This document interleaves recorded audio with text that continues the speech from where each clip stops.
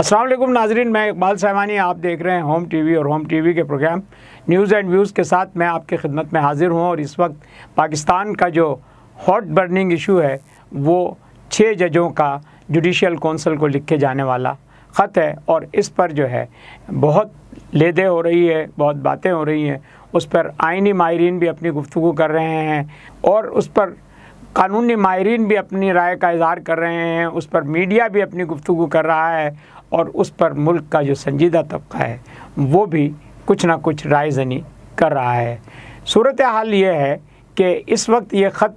जो लिखा गया है इसमें जो मंदरजात दिए गए हैं उनमें हवाला एक और रिटायर्ड जज जिन्हें अब रिटायर्ड करार दिया गया है और उस वक्त सुबुकदोश किया गया था, शौकत सिद्दीकी साहब का हवाला दिया गया है। जस्टिस शौकत सिद्दीकी को उस वक्त की जुडिशल कौंसिल ने फारिग कर दिया था और जुडिशल कौंसिल के फ़ैसले के ख़िलाफ़ जब उन्होंने अदालत उज़्मा से रुजू किया तो अब मौजूदा अदालत उज़्मा ने कुछ रोज़ पहले ही उनके हक़ में फ़ैसला देते हुए उन्हें रिटायर्ड जज का मनसब दिया और उनकी तमाम मराहत को बहाल कर दिया जो एक रिटायर्ड जज को हासिल हैं। और इस फ़ैसले के आने के चंद रोज़ बाद ही इस्लामाबाद हाई कोर्ट के 6 जज साहिबान ने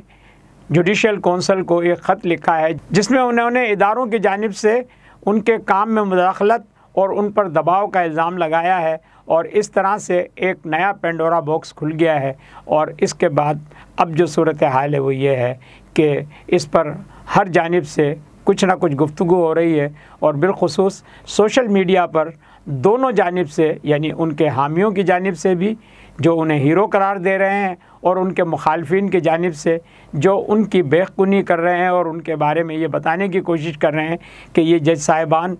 किन के हक़ में फ़ैसले देते रहे हैं और उनमें से बेशतर जो हैं वो किस दौर में अपॉइंट किए गए हैं। तो इस तरह से सोशल मीडिया पर भी उनके बारे में कुछ ना कुछ गुफ्तगू हो रही है। लेकिन देखने की बात यह है कि जज साहिबान ने इस ख़त के लिए ऐसे वक्त का इंतखाब क्यों किया जब 9 मई के हवाले से अदालत उज़्मा में कुछ फ़ैसले आने बाकी थे और ये अदालती बहरान खड़ा करने का मकसद क्या था, इसके पीछे क्या लॉजिक्स हैं। अब इसका फ़ैसला तो वो अदालती कमीशन करेगा जो हुकूमत की जानिब से बनाया जा रहा है, लेकिन अभी ना अदालती कमीशन की तश्कील हुई है और ना ही अभी उन रिटायर्ड जज साहब का कोई इंतखाब अमल में आया है, उनका नाम सामने आया है। मगर उससे पहले ही PTI ने उस अदालती कमीशन पर अपना एतराज़ कर दिया है और उन्होंने कहा है कि हम हुकूमत के ऐलान करदा इस अदालती कमीशन को नहीं मानते। तो गोया अब बिल्ली थैले से बाहर आ गई है कि इन जज साहिबान के ख़त के पीछे कौन सा जहन कार फरमा है और इस ख़त को ऐसे मौके पर लाने की क्या ज़रूरत थी। ये पाकिस्तानी अदालती निज़ाम को धचका पहुँचाने की एक ऐसी कोशिश है कि अगर इसको ना रोका गया तो ये सिलसिला आगे भी चलता रहेगा। इसलिए चीफ़ जस्टिस की जानिब से बहुत ही मुस्तहसन कदम उठाया गया और अदालती कमीशन के हवाले से उन्होंने हुकूमत को भी ऑन बोर्ड लिया है और साथ साथ इस बात को भी वाज़े अल्फाज में कहा है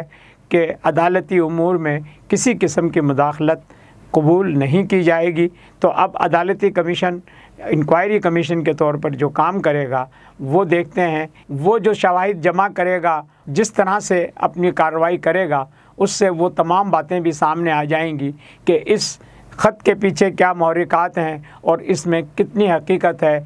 और इसमें कौन से जहन कार फरमा हैं कि जिन्होंने इस ख़त का इंतखाब ऐसे मौके पर किया है जब एक अहम फ़ैसला होने जा रहा था। देखते रहिए होम टीवी और होम टीवी को लाइक, सब्सक्राइब और प्रोग्राम पर अपनी राय का इज़हार करना ना भूलिएगा।